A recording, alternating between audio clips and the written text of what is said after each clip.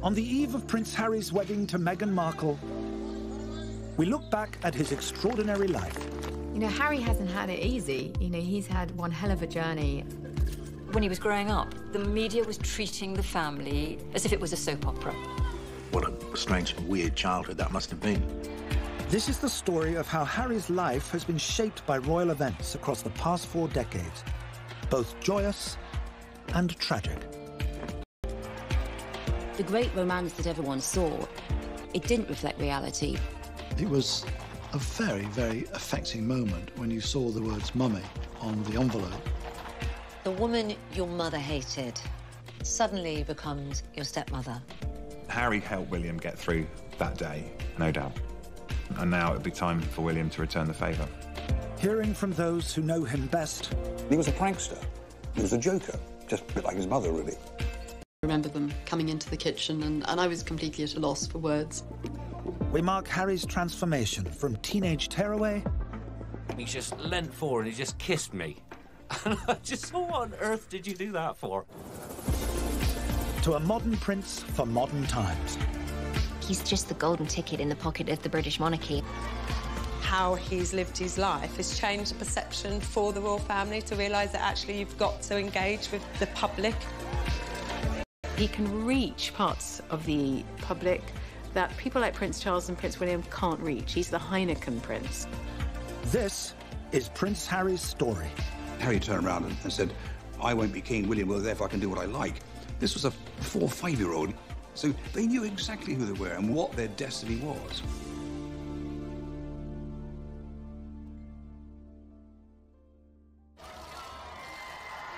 As a new chapter begins in royal history, hip hip hooray! It's a boy!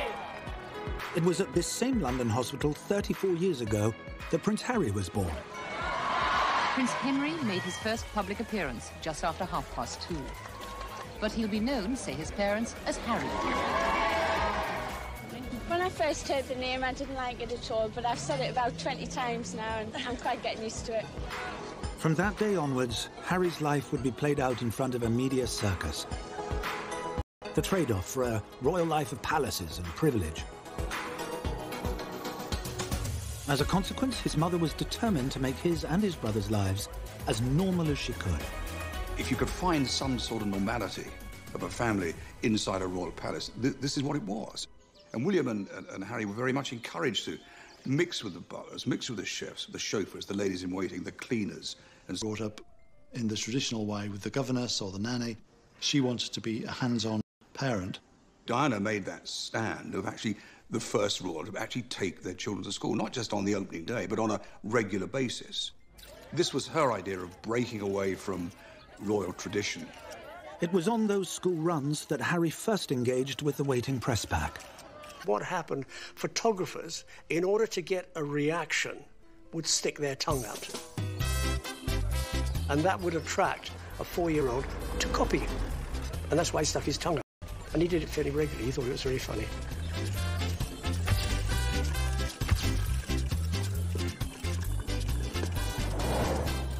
And that mischievous streak was just as evident at home.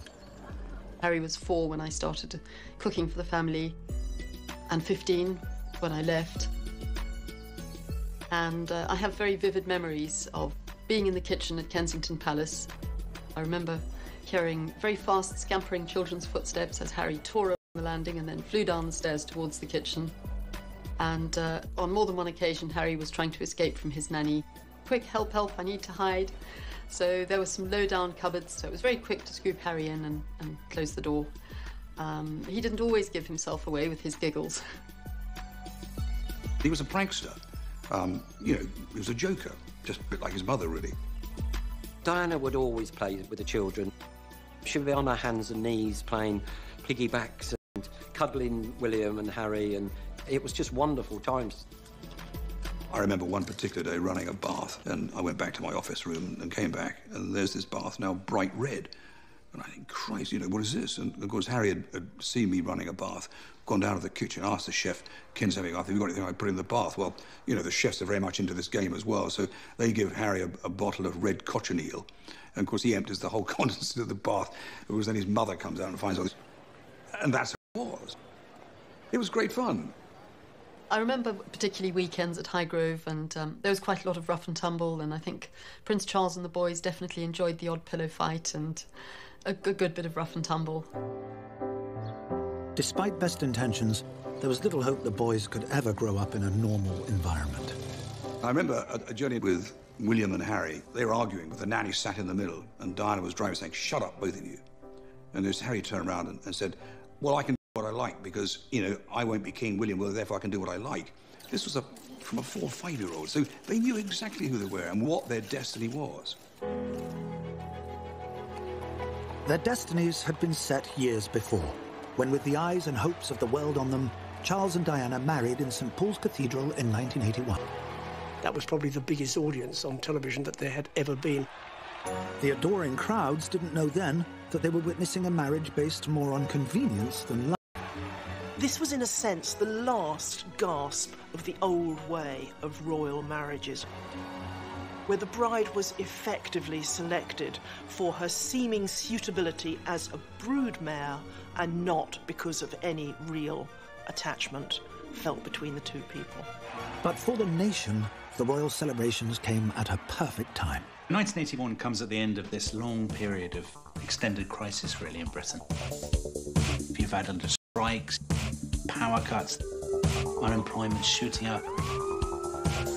You have people fighting in the streets, violence on the football terraces. It's just one incident after another. That's why the royal wedding in 1981 feels like such a break from the story. It's good, it's great, isn't it? Cheers everybody up. We all want to believe in fairy tales. So as a little girl, I remember I was in my night watching that wedding on television, and it was the most enchanting thing. With the weight of the country's expectations on her shoulders, Diana, the unknown kindergarten teacher, became an instant global icon. And that was the beginning, I think, of the love affair. But away from the public smiles, issues soon developed at home, with family life suffering as a result. The relationship between Charles and Diana was made very problematic by the fact that Diana was this megastar. Everyone became obsessed with her.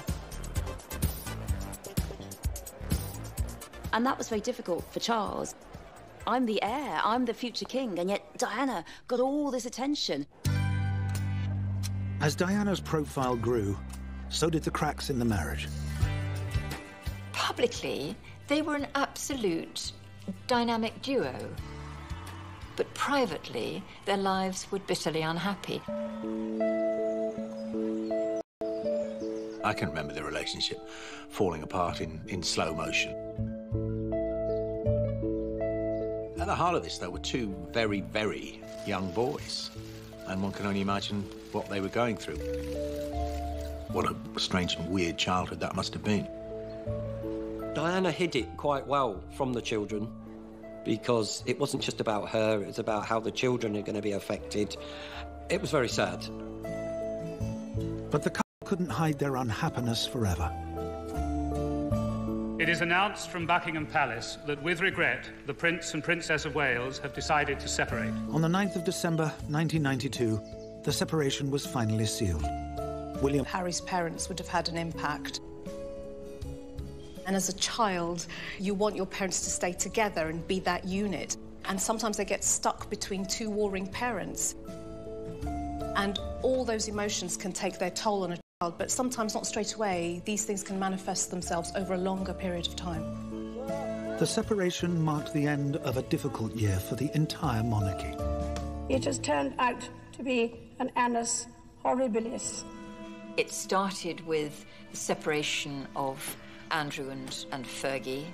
It was the year that Anne and Mark Phillips also divorced.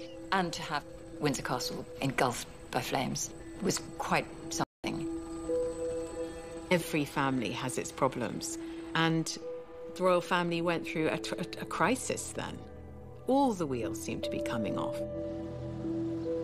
The War of the Walesers and the bitterness that existed between them characterised the monarchy of the early 1990s. The media was treating the family as if it was a soap opera, and I think we were all lapping it up as if it was a soap opera, forgetting that these were real people with real feelings and lives. and the damage that all of this was doing to the children. After so many interviews that they'd given, so many stories appearing which were negative, not just to themselves but to the monarchy, the Queen intervened and requested that they end this feud and divorced. On the 28th of August 1996, the Queen would get her wish. Charles would become the first heir to the throne in history to divorce.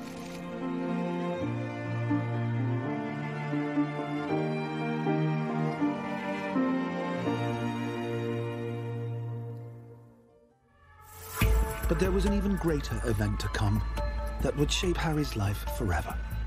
Just to confirm the news that Diana, Princess of Wales, has died in a car accident in Paris, which also killed her companion, Dodi Fayed. On the 31st of August 1997, Prince Harry and his brother William were with their father on holiday in Scotland. They were both sound asleep when tragedy struck. Their mother, Diana, had died in a car crash in Paris. Prince Charles was just in an agony. He went into their bedrooms and removed radios, televisions, anything that would enable them to hear the news from somebody else. And he broke the news to them in the morning. Charles is a caring man. He's a very caring man. And he had to protect the boys as much. Closed doors. But 500 miles away in London, the nation witnessed an unprecedented public display of emotion. Everybody was coming to pour their grief and show their appreciation to Diana. I was straight up to Kensington and put my flowers by the gate and paying my respects because she meant something to me. And yeah, I cried. But while the nation openly mourned Diana, there was a vocal and unprecedented demand for the royal family to return to London. The Queen wants to remain in Balmoral because, above all, she was trying to protect the boys. It was interpreted as the week wore on as the Queen being aloof, not getting it, not caring even, and that really built. People needed someone to blame because they were so devastated by the loss of Princess Diana and almost kind of uncomprehending that her death could have happened. The wave of anger against the royal family after Diana died was absolutely extraordinary. You see the biggest dip in royal popularity that there has been. It's amazing to look back now and see these incredibly, usually very royalist newspapers saying, "Show us you care, Mom. Come to London. We are here alone." Into this vacuum stepped a newly elected Prime Minister. She was the people's princess, and that's how she will stay, how she will remain in our hearts and in our memories forever. Tony Blair was getting all the attention. As a consequence, the royal family rather went down in popularity. When the politicians are very popular, the royal family tend to go down, and when the politicians are very unpopular, the royal family go up. You do see this seesawing. The grief-stricken family, stung by the criticism, made their way to London. I was in London on the day that Prince Charles and William and Harry came down from Scotland and came back to St James's Palace. And I remember vividly Harry coming into the kitchen and jumping up on the seat by the window and just looking at this little boy, wondering how he would even begin to process all that he was seeing and everything that was being thrown at him. But duty demanded Harry do more than just look at the crowds. Charles, William and Harry went to Kensington Palace and they looked at the bouquets that had been left there, and the emotion on their faces, you couldn't mistake it. They were devastated, they were heartbroken. Looking back on it now, I think it was probably rather cruel that they were brought back down to London and had to look at all those flowers, all these people sort of reaching out to touch them. William. Thank you so much. Thank you. Confusing because he was having to absorb other people's pain, yet perhaps repress his own. I think that must have been some of the hardest hours and days and minutes of their whole lives. In front of a watching world, William, aged just 15, Harry, still only 12, had to bury them in step with royal protocol. What could be more awful? And have been told by your father and your grandfather, you don't look to the side, you walk in step with me, you don't cry, you walk. I mean, that is brutal. There's an old saying in royal circles, don't wear private grief on a public sleeve, and they didn't.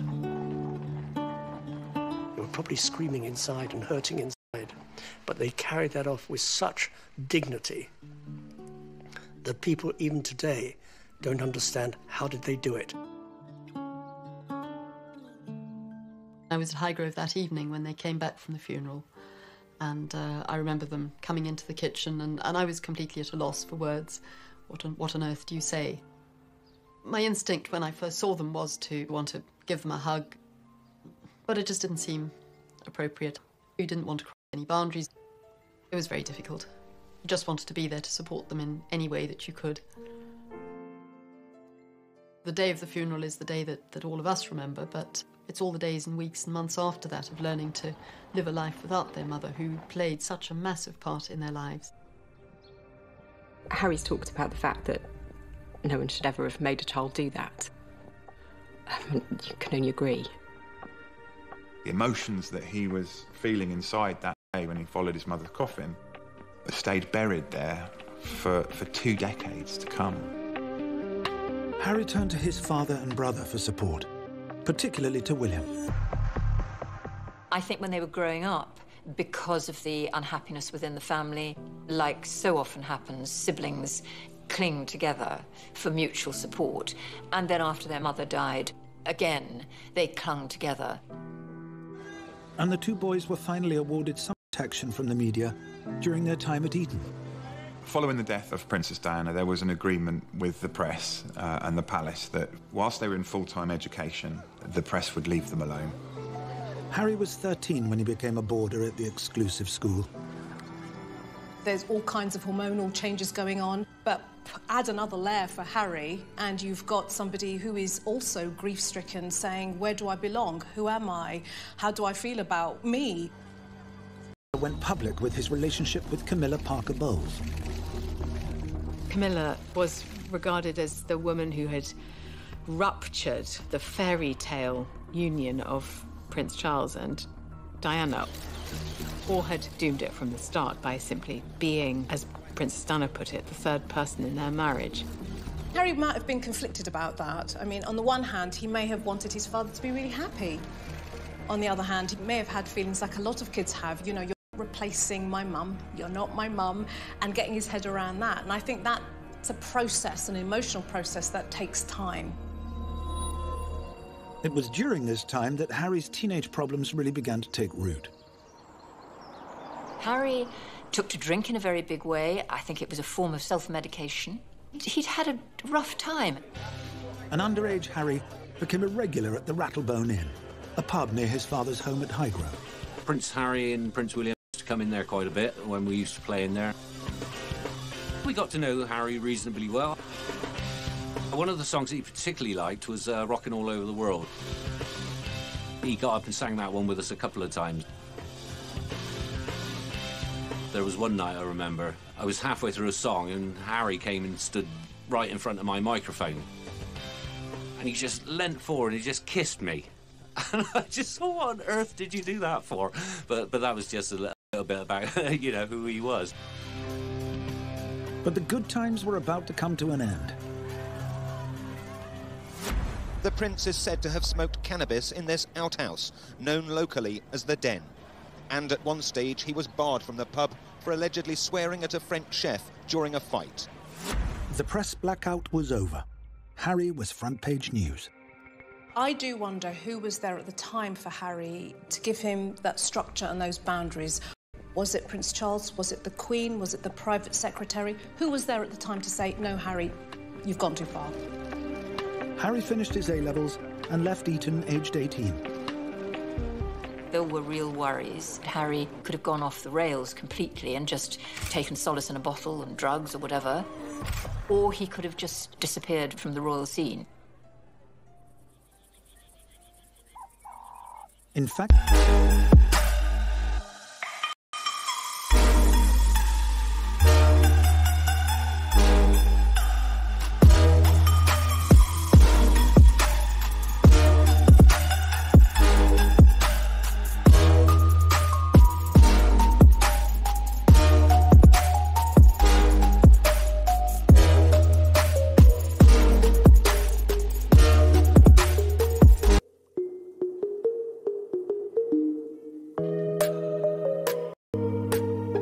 he has huge empathy, which she also had. The experience would make a lasting impression on the prince, and he would return in later years to set up the St. Bali charity, a commitment that would impress those who would work alongside him. I went back with him a couple of years ago, watching him in that space and engaging with those kids. I can say wholeheartedly, observing and listening to Harry when he's out there in that space, it is completely selfless. Harry's efforts would go on to help raise millions of pounds for young people affected by HIV. But in 2004, after he returned from his first visit to Lesotho, he found the press were waiting for him. Anytime he went out, anytime he went to a club, anytime he dressed inappropriately or had too much to drink, that ticked the box. That is Party Harry. They would be waiting for him at 3 o'clock in the morning, and he'd had a drink or 5. Then they would chase him in their cars. He had a rough time, actually. He saw these photographers, quite understandably, as the type of people that had harassed his mother and the type of people that had probably led to her death. And worse was to come when Harry was pictured wearing a swastika as part of a fancy dress outfit. All of a sudden, this young lad who, for a laugh, dressed in a Nazi outfit at a party, was being pilloried. And even MPs saying, is he fit to join the British Army? Is he fit to be a royal? This is the story of Prince Harry, from lost child to one of Britain's greatest assets. Told through extraordinary events that transformed both his life and the British monarchy. And in 2005, aged 20, when his life was at a crossroads, another momentous royal event would occur for Harry.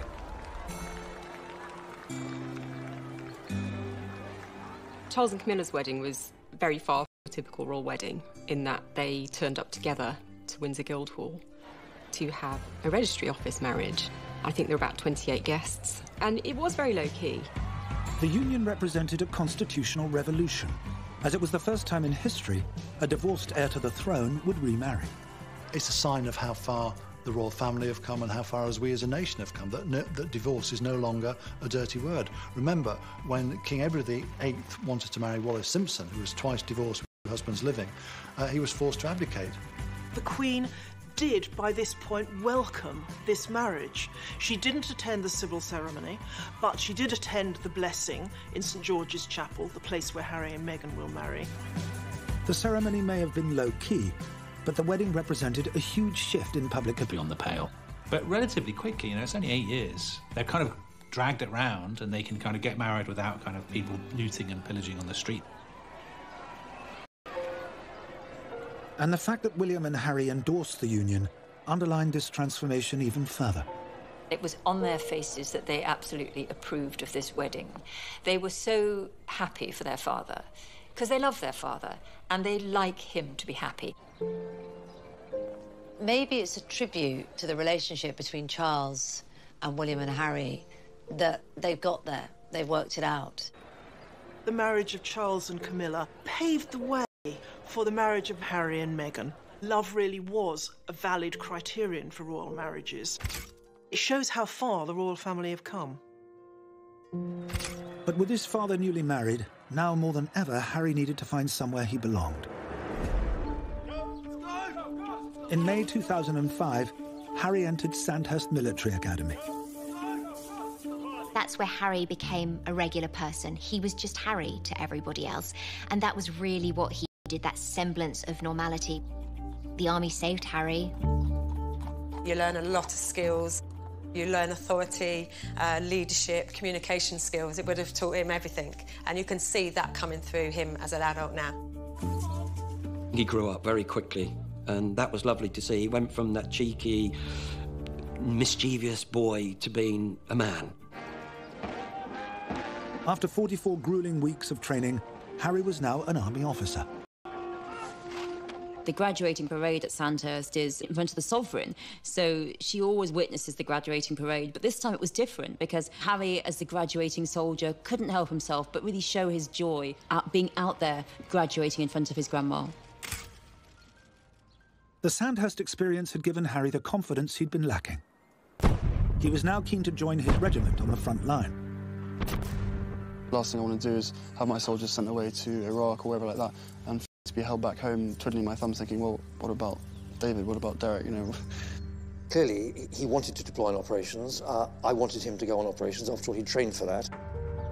Plans were made in 2006 for Harry to travel to Iraq with his regiment, but then news of his deployment leaked. As a result of that, there was some propaganda put out by insurgents that they put a bounty on the prince's head. There are a number of specific threats of a varied nature, some reported and some not reported, specifically aimed at Prince Harry. We came to the conclusion that the risks weren't worth running and that he wouldn't deploy, which of course hugely upset Prince Harry at the time. Frustrated he couldn't join his fellow comrades. If you don't let me go and serve on the front line with my men, with the guys I'm training with, I'm not going to hang about. The problem that I had was to find a method by which he could deploy, which was what led to this rather extraordinary meeting, which I convened in the Ministry of Defence, inviting the editors of most of the major media outlets. A bold and ambitious plan was hatched. Harry would travel to Afghanistan, and the British press would keep the news under wraps. When the agreement was made that we wouldn't report on Harry, I don't think there was a journalist that thought it would work. It was certainly a gamble, because it could have leaked. Harry travelled with his regiment as Captain Wales to the front line without special privilege.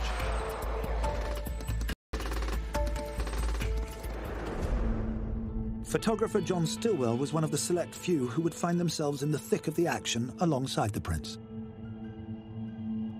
Everyone said to me, he's going to be 30 foot underground. They won't chance him outside. As soon as we got to Kandahar, we were told we're going down to the front line. 300-400 yards from the enemy, from the Taliban. I was looking around thinking, if someone recognises him, a sniper, they could take him out quite easily. No, he was in danger. He was in danger. Against all odds, the media blackout was holding. And back home, with Harry missing from royal duties, his family were doing their bit to keep the secret safe. We'd had the Queen doing her Christmas message talking about all the troops out in Afghanistan and around the world, but she never wasn't able to mention, oh, and by the way, and my grandson, Prince Harry, is there too. And it must have been very difficult for Prince Charles when he was going around meeting the different soldiers and regiments, them all talking about Afghanistan, and him not say, well, actually, yeah, I know, I've had letters and phone calls from my son. He's on the front line too. But there was one very special message from home. He'd had a phone call from Prince William saying that Mum would be very proud of him, which I think, you know, meant a lot to him. While his family were tucking into their Christmas dinner, Harry was busy forging a lasting relationship with the Gurkha regiment, led by Major Pun. Prince Harry interacted very easily with the boys. He was very popular amongst the Gurkhas. It's bizarre. I'm out here now. I haven't really had a shower for 4 days. I haven't washed my clothes for a week, and everything seems completely normal. Thousands of miles from home, Harry had found a sense of belonging. We sleep together, we train together, we fight it together, you know, we all always grown up as one big family to look after each other. Prince Harry became one of us. At Christmas dinner, Prince Harry, he had a goat curry. He could have easily got leave of absence, but no, he was there on Christmas Day while the Queen talked to the nation and we all ate our turkey. But the blackout didn't last. The foreign media broke the news, and Harry was immediately pulled out. Prince Harry was fairly down about his own circumstances, and I can recall putting a gin and tonic in his hand, and he said, the trouble is, I'm not like a normal young man. And one knew exactly what he meant. He couldn't do what everybody else did. The experience did signal a thawing of troubled relations between Harry and Fleet Street's finest. Thank you to all the British media for keeping their mouths shut, and I know for a fact that there was stuff they did behind the scenes to stop stuff from coming out, which was massively kind of them. Despite his frustration, Harry was determined to find a way back to the front line, this time training as an Apache helicopter pilot. He was the top student on his course. He was the top gun on his course. Well done him. This was a fantastic boost to Harry's confidence. For the first time, he discovered there was something that he could do better than anybody else. That was the real turning point for Harry.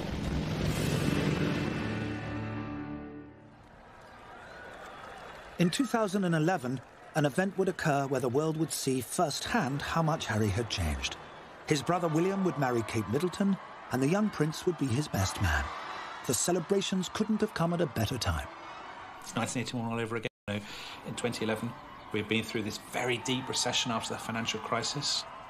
There was a sense, I think, Britain really needs a bit of a tonic. What better boost for the nation than seeing a middle-class girl from Berkshire marrying the future king? Kate wasn't from the aristocracy. She and William fell in love, you know, and we are of a time, we're in a generation where that means something. The fact that Prince William didn't marry a sort of European princess, but married Berkshire Rose, Kate Middleton, showed the actors in the royal family are now autonomous. Our royals would never submit to an arranged marriage with some horse-faced German princess anymore. On this grand stage, Harry would come into his own. There was a great moment where we saw Prince William and Prince Harry standing together, straightening themselves, knowing that the bridal party had arrived. Harry, looking so dashing in his uniform. Harry helped William get through that day, no doubt. Harry was able to just calm him down, smile.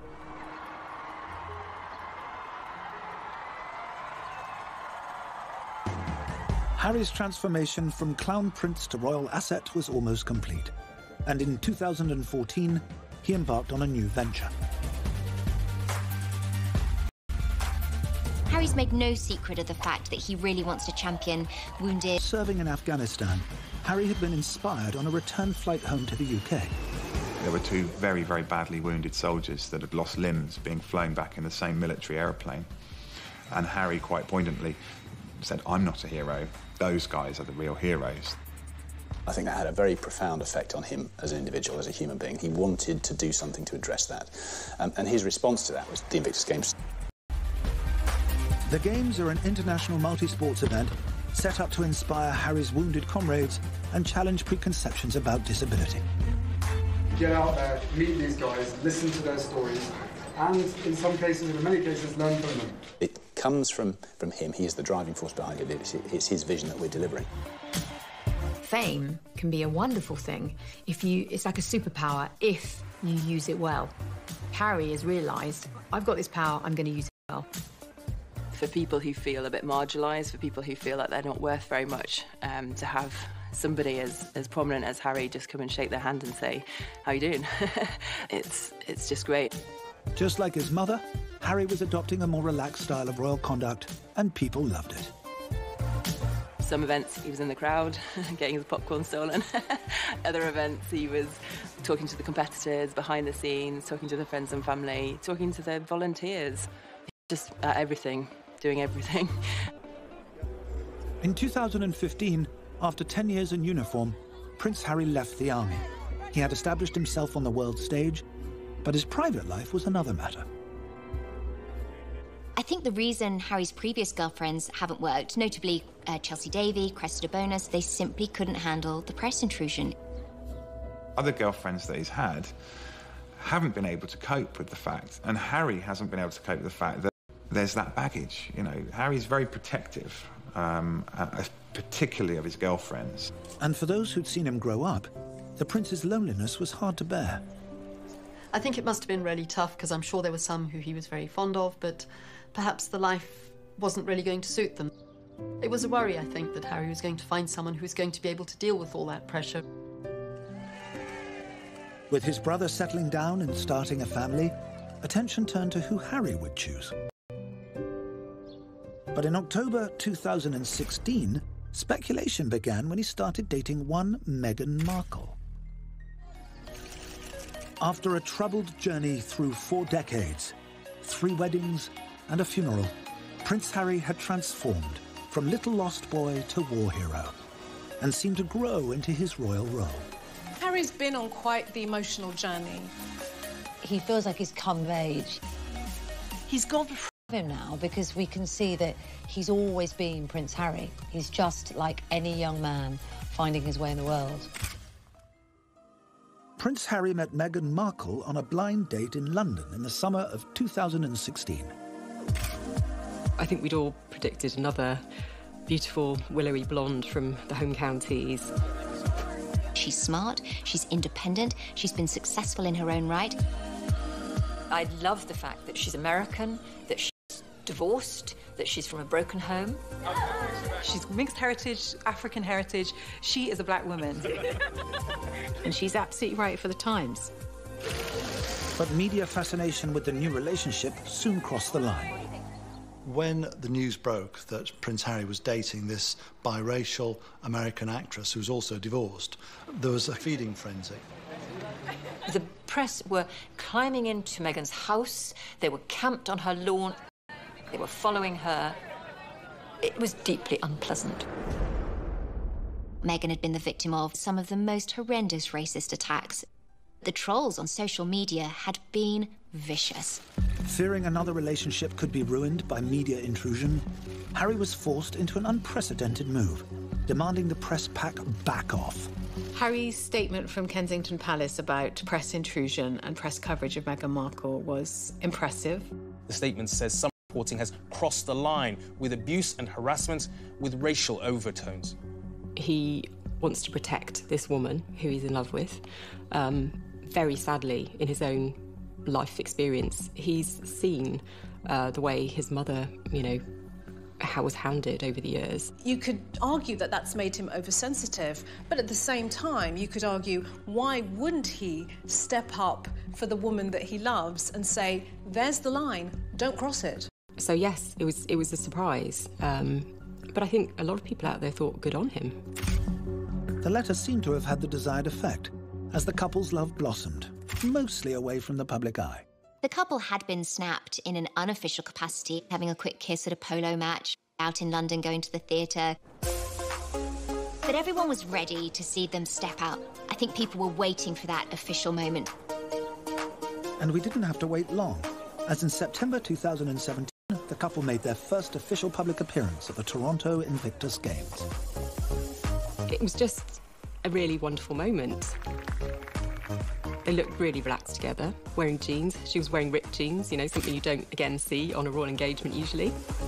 Just those small details of intimacy and the way that they behaved around each other and the way they looked at each other. I think, I'm romantic. I like love. Both in and out of the spotlight, the couple announced their engagement. It's an amazing surprise. It was so sweet and natural and very romantic. He got on one knee. There was a lot of touching. She was like stroking him, she was gazing into his eyes. They showed how much, they care about each other. They showed vulnerability. It's really nice to see. It was a really nice moment. It was just the two of us, and I think I managed to catch it by surprise as well. So. Yeah. This is Harry and Meghan doing the royal stuff their way. For me, I saw a very modern couple. When the couple made their first official royal appearance in Nottingham to mark World AIDS Day, it was clear the public was falling in love with Meghan too. For the first time in his life, Harry has got a girlfriend who won't blame him when she is in the spotlight. You can see the smile on his face, one of complete and total adoration, saying, God, I've got the right person here. I think Meghan comes with fairy dust. She's used to cameras, she's used to talking to people, to being a star. Meghan will join Harry in causes close to his heart, including the Heads Together charity set up with William and Kate, dedicated to helping people like the young prince who have struggled with mental health problems. Who's not going to listen to a prince saying, I've had a problem, and now I'm going to talk about it? Everyone's going to listen. For Harry to step out and admit to turmoil and admit how he has struggled in a mental health capacity, to see a member of the royal family laid bare like that had really never been done before. On May the 19th, when Harry and Meghan tie the knot at St. George's Chapel in Windsor Castle, it will signal an end to an extraordinary emotional journey. When Charles married Lady Diana Spencer, member of the aristocracy, it was still part of the club. I think the marriage of Charles and Camilla, in fact, opened the door for William and Harry to marry whoever they wanted. When William married Kate, it was a completely different thing, marrying a girl from the middle classes. And now it's going a stage further. Harry then marrying Meghan, a divorcee, an American, mixed race origin, an actress, all of which things would once have been unthinkable. His whole demeanour has changed since he's been with Meghan, and you can see that excitedness in him. And it'll be lovely to see him on the wedding day and seeing that little face bright, you know.